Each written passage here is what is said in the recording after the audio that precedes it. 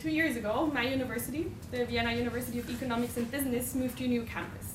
On this campus, we have a Red Bull lecture hall, a Raiffeisenbank language center, and a professorship sponsored by OMV, Austria's largest company that makes its money from oil refinery and extraction.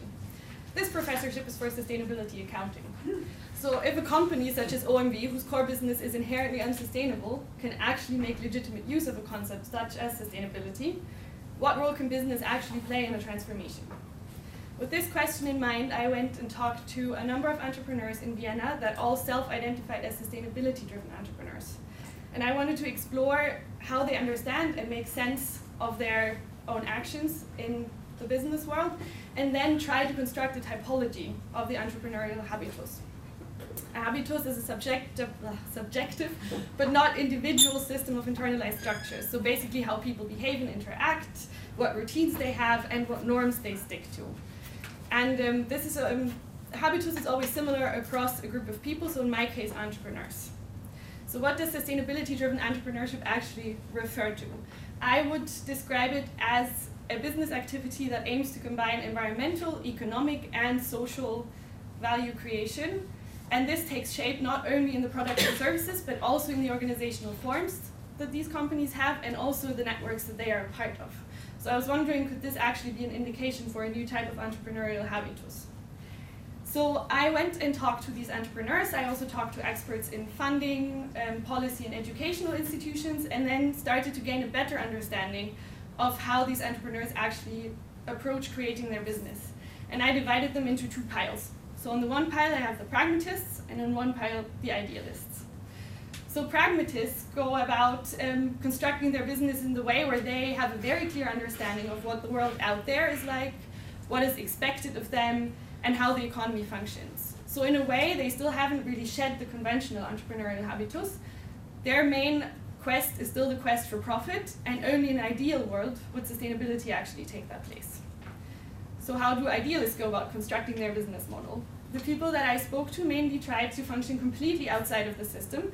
The most extreme case, which was a food cooperative, actually was aiming to be being completely outside of the economic system, and the less extreme cases tried to change it from inside out.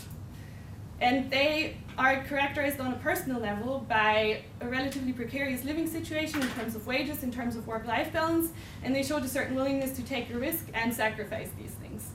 So according to Bourdieu, a habitus can change in times of crisis when actors experience a dissonance between what they actually experience and what they expect the world to be.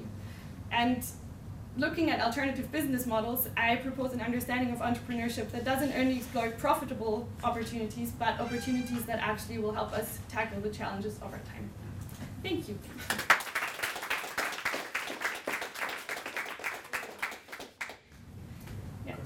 I was just wondering, this food cooperative who are kind of aiming to be completely outside the economic system, what is the economic system for them?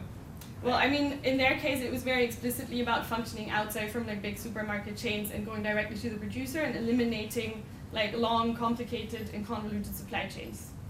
Yeah, and they also were, I mean, their members pay a certain amount, and then they get, I mean, I'm sure you guys know how this works, but they get a certain amount of food for the amount they pay, so it's not necessarily about the monetary value of the food, but also like how decisions are made.